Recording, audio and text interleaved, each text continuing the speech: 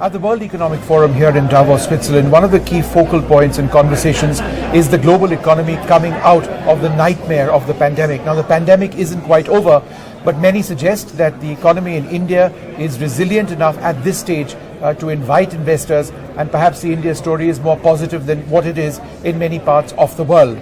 That said, there are very real challenges which exist in the Indian economy. Joining us to take a look at that, Mr. Dinesh Khara. He is the chairperson of the State Bank of India. Thanks very much for being with us. So I must ask you first, there is a sense of optimism over here when it comes to the India story. But if we look at the situation in India where, inflation is, at 8%, fixed deposits rates are now at 5%, the markets are in the red. So the question is, what about people, the common person? How are they, where do they park their money? Where do they actually earn something substantive in their savings?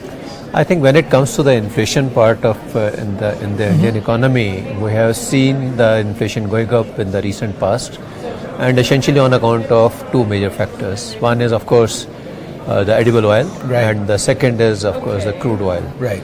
And if we really look at it, as far as edible oil is concerned, we expect it to be addressed, essentially on account of the kind of bans which are lifted by Malaysia in terms for the palm oil. Yeah. So I think that will probably ease out the situation as far as the edible oil inflation is concerned.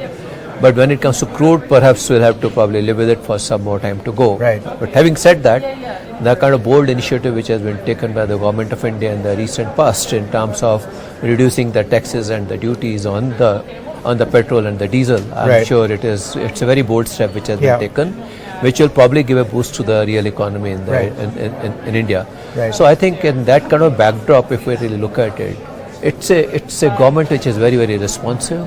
They want to take all kind of steps to make things happen in the economy. It's a very, very positive environment in which India is today. Right. When it comes to our capacity utilization, it is just at about 72%. So, which means that as far as the capacity part is concerned, we have got enough headroom available, and we can address the supply chain disruptions to a greater extent. So I think that will probably help us in easing out the inflation in due course. Inflation and the interest rate component which you just indicated. If you really look at it, interest rates as far as RBI is concerned, it has gone up by about 40 basis points. Right. But if you look at the interest as a component of the total cost, it is just about, it will actually differ from about 8% to about 12% depending upon the leverage which corporates have taken. Right. You would have observed that the leverage in the corporates have come down. Right. But what about savings for the common person? Yeah, savings. I think this is something. This is more like a moving part. Right. When the interest rates on the loans will go up, likewise, the interest rates on deposits will also go up. Right. So I think to that extent, it will probably be a succor to the common man and the savers. Right. And nevertheless, in the given situation, we as the leading bank of the country had started offering little higher interest rates essentially for the pensioners, those who were in the super citizen group, because they were the one who were depending upon the interest rate as one of the major component of earning. So that is something which we had started doing. Right. But so I just wanted to also ask you, you were talking about the excise duty cuts on diesel and petrol, but I believe even now compared to 2014, the excise on diesel is still 4 times higher. So it's still do you believe that more can be done or should be done, perhaps rationalization at the level of the states? I think the government is very closely watching the scenario, and based upon that they will be taking appropriate action. That is something which you have seen in the recent cuts also. I think the government, as I mentioned, that the government is very, very pragmatic and is trying to take all possible actions to really address the concerns of the common man and as well as that of the industry. Are you optimistic on the overall India picture? Certain countries, for example, England, the Bank of England has said that they may be entering a recessionary phase. There are concerns of the US economy as well. Given the global environment and the challenges, the headwinds which we face, do you believe that that is a situation that India will avoid? I think we should be in a position to avoid that situation for the simple reason that as far as demand is concerned, we hardly see any challenge as far as demand is concerned. And as I mentioned, as far as the capacity is concerned, we are just about 72% of the capacity utilization. There's enough headroom available for productions to really match up the demand. So Right. I think in that kind of a situation, I don't envisage a situation of recession in Indian economy. The rupee is at record lows at this particular stage. There are a lot of foreign investors who've actually been pulling out, certainly from the markets. Yes, I'm aware of FDI is at a credible number. And there is no sign of the war per se ending. There is food insecurity as well.